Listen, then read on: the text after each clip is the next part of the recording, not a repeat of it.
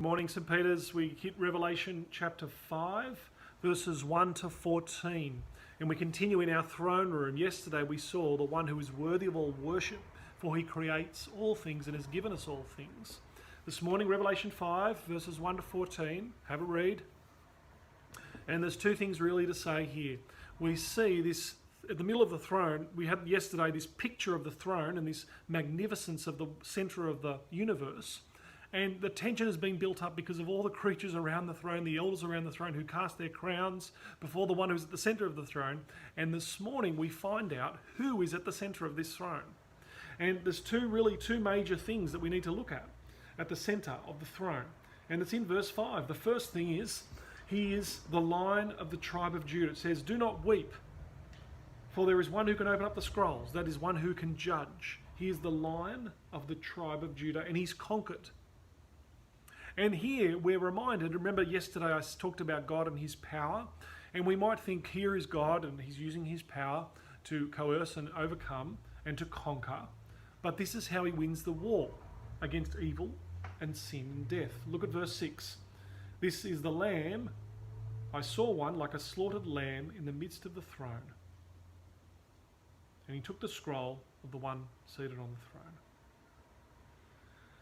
The picture at the center of the universe, we have an idea of who God is and we think of God, but the actual reality is that we now find that God is the lion who has been slaughtered. He's the lamb, the lion and the lamb together.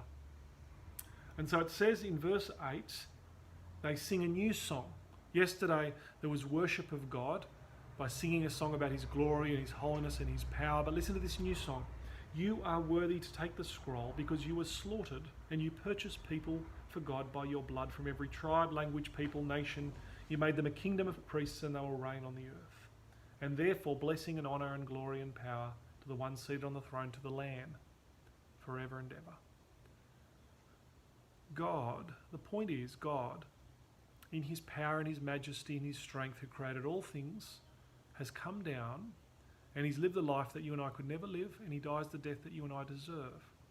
And God shows that at the heart of him is sacrifice, and it's a willing, voluntary laying down of his power and strength in order to be overcome by death.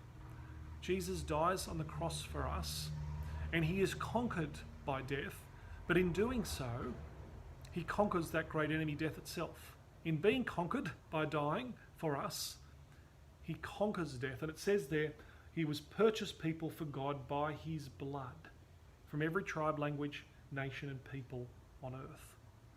The message this morning is that at the center of the universe is the God who is all powerful and worthy of all honor and glory and strength. And yet he's the God who dies for us, and who sacrificed for us and purchased us by his blood. And so this is the central message to Revelation that you must understand about God and who he is and what he's done. He's the God who loves us and the one who has purchased us. And he's done this through sacrifice, and so he is the God of love. And he's the God that will judge in truth and righteousness. And so the important thing to understand is you must turn to him and repent and come back and know that this God is wooing you by his love, and he's calling you by his side, because he's died for you and he sent his son for you.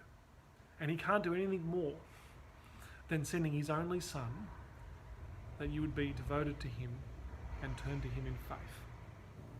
And so we hear that the God that we worship, the one who is worthy of all honour and glory and power and strength, is the one who has given up his power and strength and sacrificed so that he might purchase people from every tribe, language, nation on earth, that they would all be united around his throne. Our message today is that at the center of the universe is the slain lamb, the one who is sacrificed. The center of the universe is sacrifice, and it's the God of love who loves us. And we'll see in the coming weeks that this God will open up the seals of judgment. And as we hear about judgment, there'll be some confronting things over the coming weeks as we read through Revelation 6 to 8. But know that this comes from the one who is at the center of the throne, who is worthy of worship, who is worthy to release judgment on the earth, because he has already died for us and he has sacrificed for us. That's it for today.